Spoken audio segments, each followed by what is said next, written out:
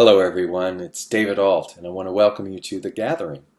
I am filming this in Northern California in the beauty of Tiburon, where I was honored to be able to officiate a wedding and to get to catch up with a lot of old friends around this area, and staying in this wonderful little Airbnb here, and had some things that I wanted to share with you. We understand intellectually that this world that we are experiencing, though we call it the world of form, this physical plane of form, we incarnate into the physical, and this plane of existence where we experience our humanity is the plane of form. And so here there is an inescapable curriculum that we participate in. And in that curriculum is a dynamic known as duality, polarity. And we get to navigate our way through a sort of veiled forgetfulness to hopefully some semblance of a spiritual awakening or a reawakening. I love the word reawakening, and you probably hear me say that a lot because it does something to our consciousness where we realize in that moment of changing that word that we are recognizing and honoring that something within us has already been awakened, that something within us is pure.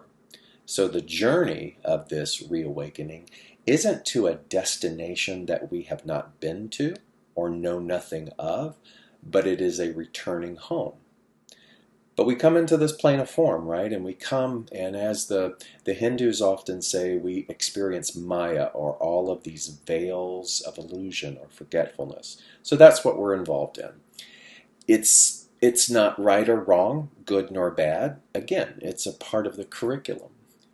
And when we strive for happiness or enlightenment or any of the other typical things that are associated with the human need, relationships, career, security, joy, happiness, all of those types of things, we have to swim through these oceans of duality.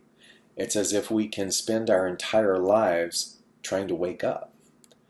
And there is an ongoing and incessant opportunity to do that in this plane by means of war, by means of horrible actions, man's inhumanity to man.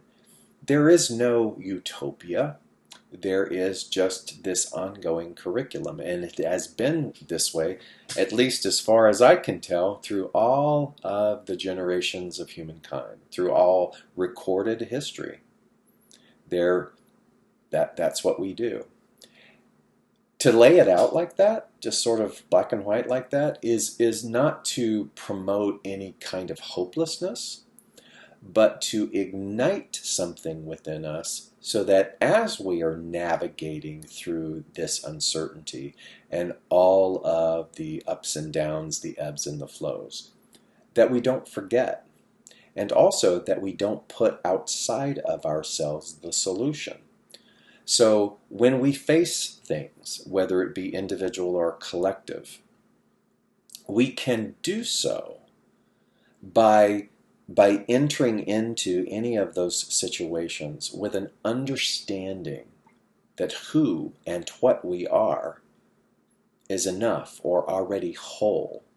That by entering into these situations, these dualistic issues, this world of suffering, if you will, that the actual entering is a part of the solution, not the act of avoiding, not the act of burying our head in the sand, not the act of unconscious bypassing, but actually turning and facing and entering into the seeming disorder, the seeming pain, so that what we can do in the moment of that intention is to begin to reawaken, like remove the veils of forgetfulness to uncover what it is that we already are. That to me is sort of a kind of a basic, crude example of what it means to avail ourselves of the infinite nature of enlightenment, we do it through action.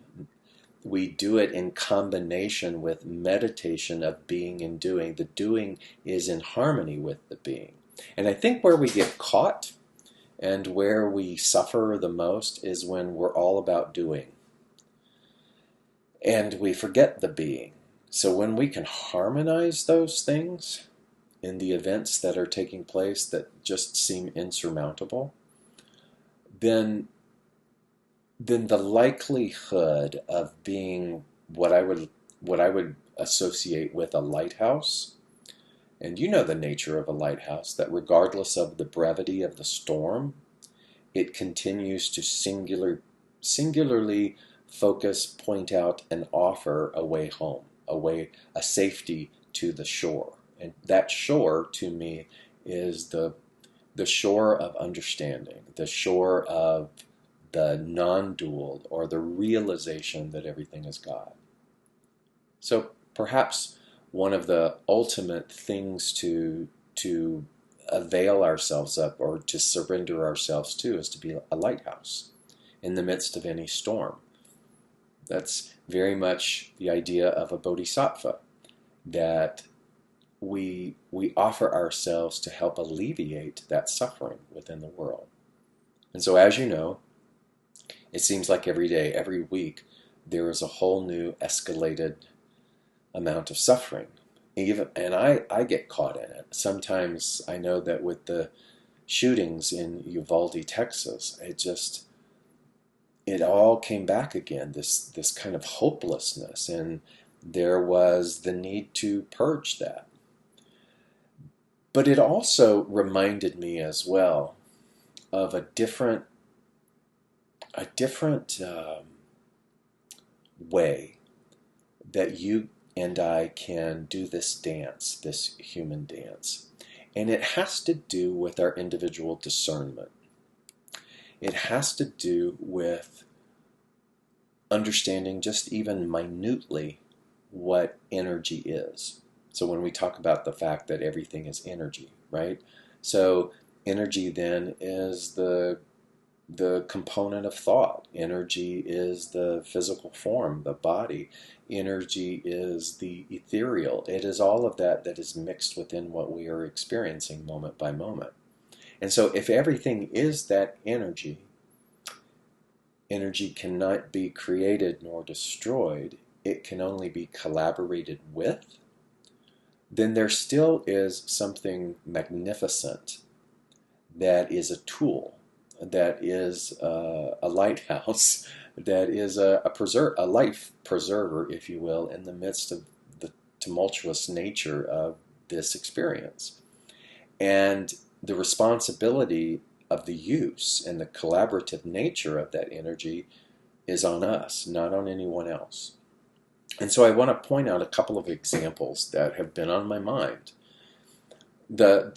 Two. So the first one is when I was a young adult and living in Southern California, having had my re-entry into a spiritual life, having met Louise Hay, having been involved in a musical group that toured with Louise Hay, Louise Hay being a very iconic spiritual teacher, the first for me, that I was given the opportunity to have what I would call a series of surrogate moms. Part of my story was that my relationship with my birth mother, my mother of bloodline, was not the best and did not provide for me any mode of nurturing. And so here I am, a young adult, and all of a sudden I'm having a series of surrogate mothers. One of these mothers, her name was Dorothy, and Dorothy loved me. She was everything that you would think that your birth mother would be. So still in show business, still performing, whether it was acting, singing, even writing and producing back in those times. She came to everything. I lived in Los Angeles. She lived in Long Beach. And for her, that was quite a bit of a trek. But do you know that she did not miss one thing?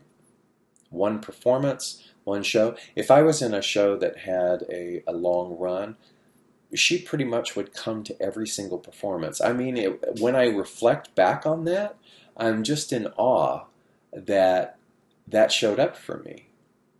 And I'm also fascinated by how I didn't realize at the time the gift of this nurturing. It was as if the meticulousness of the universe was gifting to me all of the things that I had been emotionally starved of having. So Dorothy played this role, and it just was a tremendous blessing. I actually got to experience as a young adult what it meant like to have a mom. And one of the things that Dorothy would say a lot, and knowing my history as much as I remembered my history at the time, Dorothy would always say, "Poor David, poor David." Even when she would be talking about me to other people in a very high praise and admiration, she would always qualify it with "poor David." And I never heard that. I mean, in fact, if I did hear it, it didn't hit me in any kind of negative sense. I may have even associated that with attention. There may have been a part of me at that in my younger early 20s that actually loved that. Maybe it felt safe. Maybe it felt like I was finally being seen or something. Poor David. And it was a form of love for her. But here's the thing. If everything is energy, then being labeled or identified or being called or being held in this vacuum of poor David, poor pitiful David, oh, less than David. It wasn't that consciously that's what was being said, but that was the energy of it.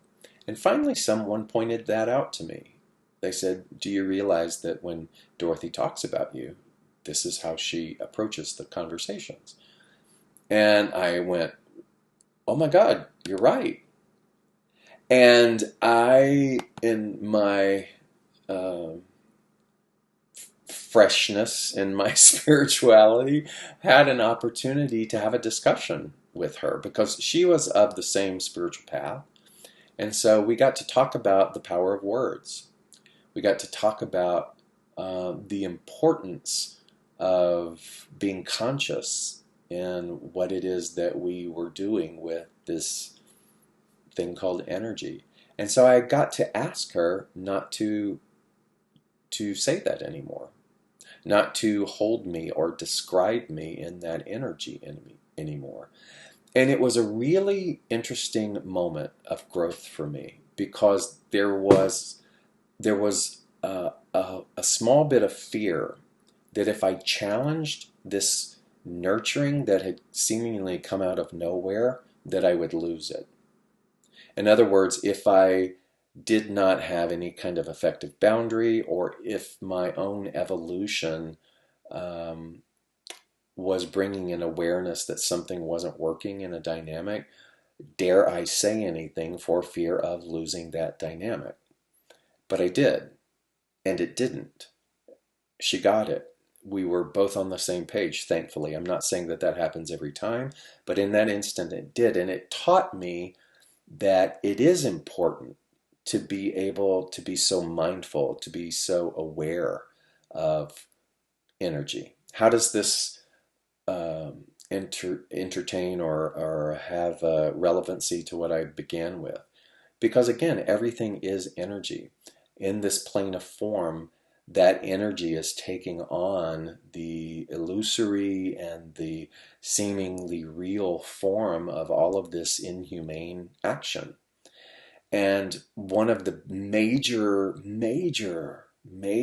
elevated practices is to not deny it, but not to be enveloped or surrendered to it. I'm going to use the word illusion, but illusion, I think, too often is looked upon as it's not real. It's very real, small r real, in this plane of form. And we would not be doing anyone a service if we said, oh, it's all illusion, it's not real, when it's like slapping us right in the face. The grieving is real, the horror is real, the aftermath of these acts are real in this plane of form. And so again, the path then of the spiritual person is to not deny the plane of form and not deny the duality, but not succumb to it as the totality of reality, or capital R reality, you see. And that's a tricky dance. But that dance is helped by this conversation with energy, by being more and more mindful, by noticing where we go to in our thoughts with regards to trying to preserve and protect. And so it was as if Dorothy, in an unconscious state, was trying to preserve, protect, and keep me in an identity of poor David, poor little David, David's past. I wasn't that anymore, and it wasn't serving us. And so the way in which we have managed the crises of the world in the past may not serve us in this moment. And we get to look at our language, we get to look at the regurgitation of that energy and find new ways. We are constantly evolving. We are constantly being handheld. We're given a cosmic hand to lift us into, now how do you want to interface with this? Now how do you want to interface with this? Instead of defaulting every single time. I defaulted this week when I heard of the mass shootings. I defaulted to an old despair about all of the ridiculousness that I see that is happening in the United States around guns. I defaulted, I did.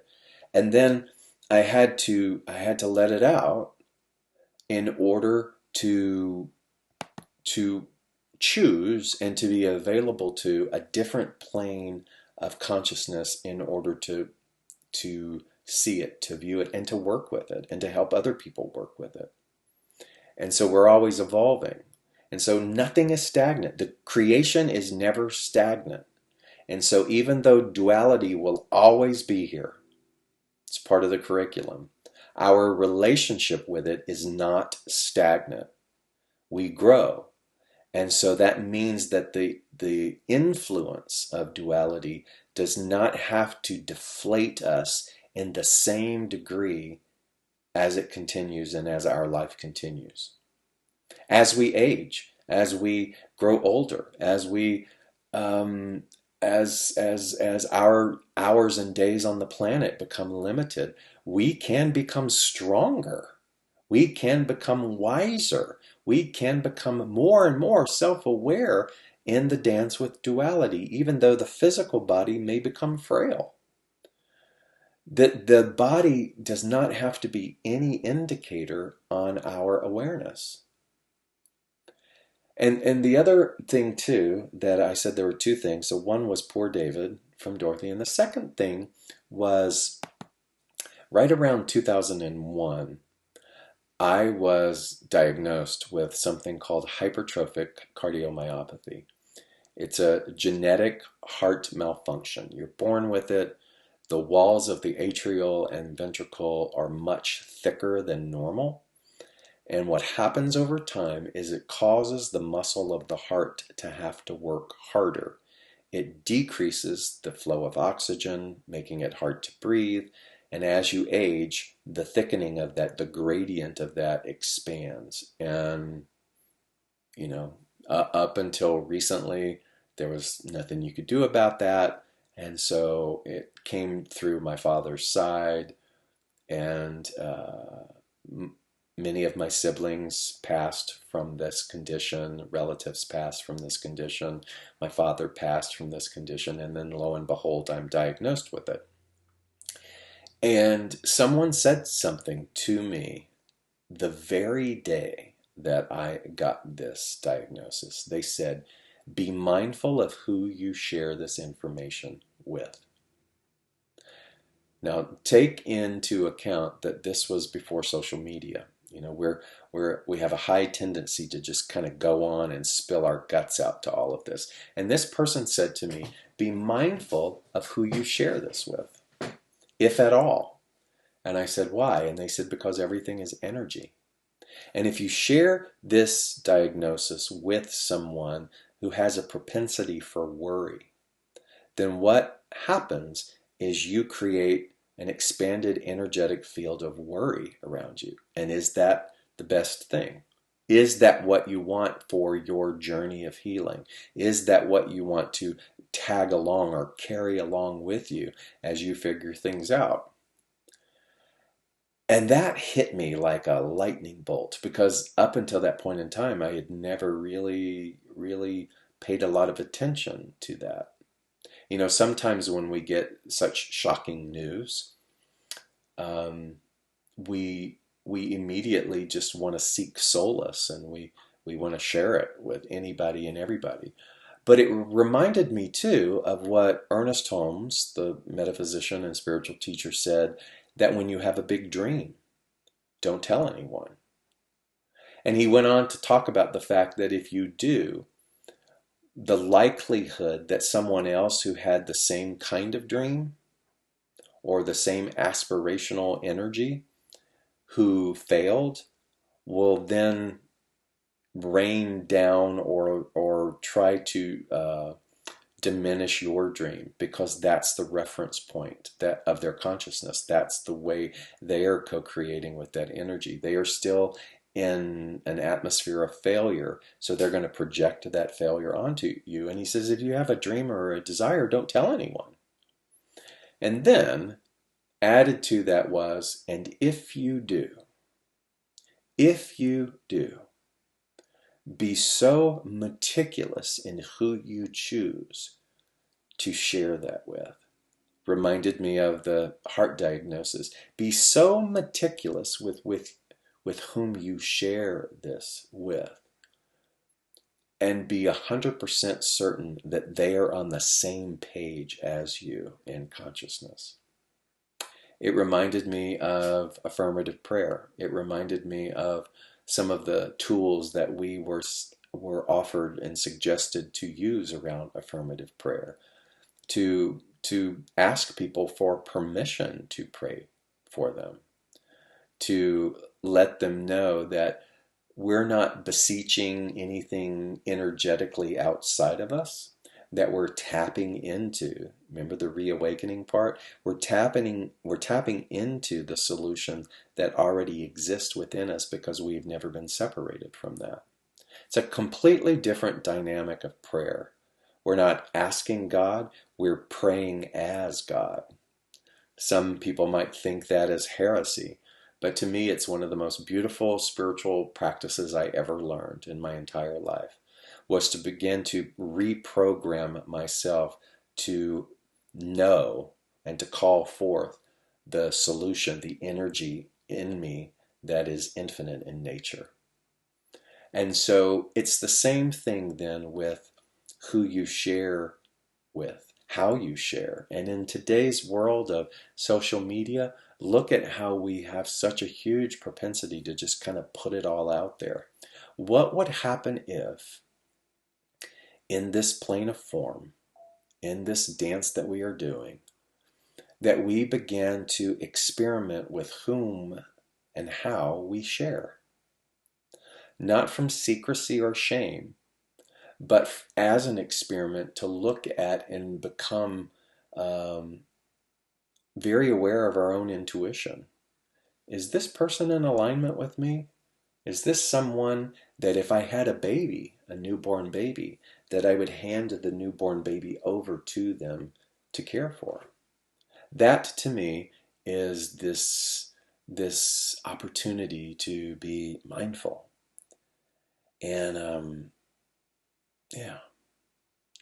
So it isn't that the ills of the world, the cycle, the ebbs and the flows of everything that we witness will end, but it is an understanding that as we are in this game of the plane of form, that we begin to avail ourselves of the solutions that are already there.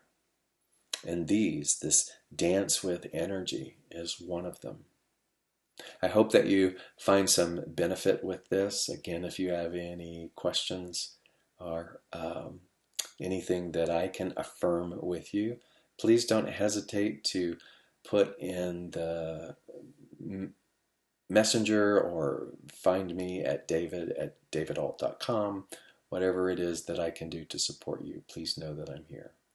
Blessings.